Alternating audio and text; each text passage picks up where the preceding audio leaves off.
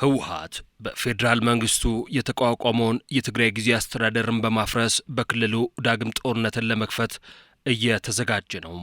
አምነስቲ ኢንተርናሽናልን ጨምሮ ሌሎች የሰብአዊ መብት ተቋማት የህወሓት ቡድን በክልሉ የግዳጅ ወታደራዊ ምልመላ እያካሄደ መሆኑን በመጥቀስ መግለጫ ማውጣታቸው ይታወሳል።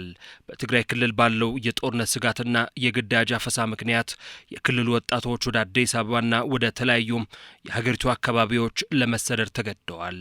ህወሓት የህዝቡን የሰላም የልማትና የህልውና ጥያቄ ወደ ጎን በመተው ለራሱ የፖለቲካ ዕድሜ ማራዘሚያ ሲል የንጹሐን ወጣቶችን ዕጣ ፈንታ ለከፋ አደጋ አጋልጦ እንደሚገኝ የስምረት ፓርቲ ሊቀመንበር ጌታቸው ረዳ መናገራቸው ይታወሳል። የራሱን ህልውና ከትግራይ ህዝብ ህልውና በላይ አድርጎ የሚወስድ አመራር ነው። እንትና አይሉም ይሉኝታም እኮ የለውም። አይ ድርጅቱ ቀድሞ መዳን አለበት ህዝቡ እንዲድን ነው የሚለው።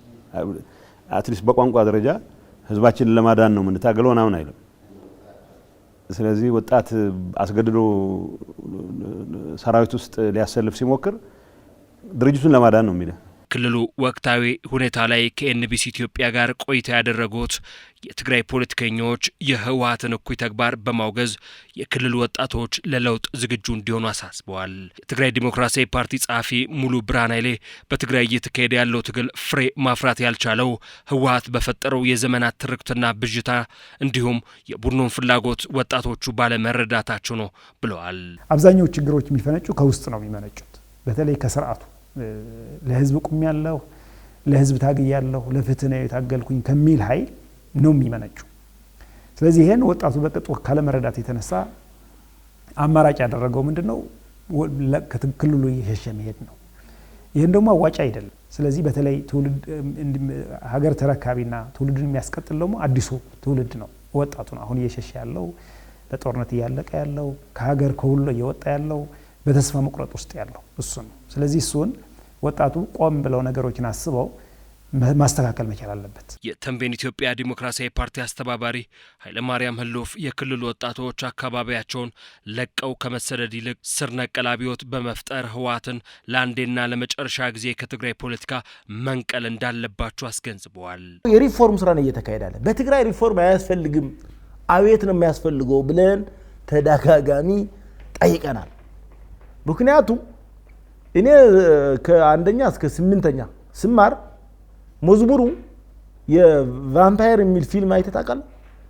ቫምፓየር የደም ምናምን እንደዛ ነው። ለምን ዘንዲዮ ጎቦ በትግርኛ ማለት ነው። ዘንዲዮ ጎቦ የማን ወጣ ተራራ የለም ደማችን ለአጥንት ይሁን ይከስከስ ይጠጣ እየተባለ ያደገው። ስለዚህ በዛ ያደገ ትራውማይዝ ነው ወጣቱ ባይተው። ከዚህ ለመውጣት አብዮት ያስፈልጋል። የተለየ አብዮት ነው። ህወሓትና የኤርትራ አገዛዝ በሀገሪቱ የሚንቀሳቀሱ የጥፋት ኃይሎችን በማቀናጀት የፈጠሩት ጽምዶ የህዝብ አጀንዳ አለመሆኑን ፖለቲከኞቹ ገልጸዋል። ቲፒኤልኤፍ እንደሆነ በጭራሽ የትግራይ ህዝብ ድጋፍ አሁን የለው። የቲፒኤልኤፍ ዋናው ኃይል ደግሞ የትግራይ ህዝብ ጉልበት ነበር የሚጠቀመው። የትግራይ ህዝብ ወጣት፣ የትግራይ ህዝብ ፋይናንስ፣ የትግራይ ጠቅላላ የትግራይ ህዝብ ነው የሱ ጉልበት። ስለዚህ ይሄ ሙሉ በሙሉ አጥተዋል። አሁን ቲፒኤልኤፍ ኦልሞስት እንዲያም ስሙን ባንጠራው ደስ ይለኝ ነበር። አሁን የለምም እንደ ፓርቲም ህጋዊም አይደለም፣ እንደ አደረጃጀትም አሁን ተበታትነዋል። ጥላቴን ነንቀርሳ የሆነ ካንሰር የሆነ ለትግራይ ህዝብ ያልሆነ ለአማራ ህዝብ ያልሆነ ፓርቲ ጽምዶው ለመፍጠሩ ባይዶይ ሂዶ ራሳቸው እንደሚገራል አውቃለሁ። ደግሞ እያየን ነው። እኛም እኮ ዝም ብለን 48 ሰዓት አንተኛም ጭንቅላታችን ማለት ለምን አገራችን ስለሆነ። በትግራይ ክልል ያለው ችግር እንዳይባባስ ማድረግ አስፈላጊ መሆኑን ያነሱት ፖለቲከኛና መምህር ጌትዬ ትርፌ የሰሜኑን ጉዳይ ለመፍታት ንግግር እንደሚያስፈልግ አጽንኦት ሰጥተዋል። በተጨማሪም ከህወሓትና ከታጣቂ ኃይሎች ጀርባ በሚንቀሳቀሱ አካላት ላይ የኢትዮጵያ መንግስት አደብ ማስያዝ እንዳለበት አስምረውበታል። ብዙ ብሔራዊ ጥቅሞች አሉን። ብዙ ብሔራዊ ጥቅሞቻችን ደግሞ ዛሬ የህልውና ፈተና ሆነውብናል። ይሄ ብዙ ጥያቄ ባለበት ሁኔታ የኤርትራው መንግስት አላልፍም ካለ የግብጽ ተላላኪ ሆኖ የቀድሞ የህወሓት አካላትን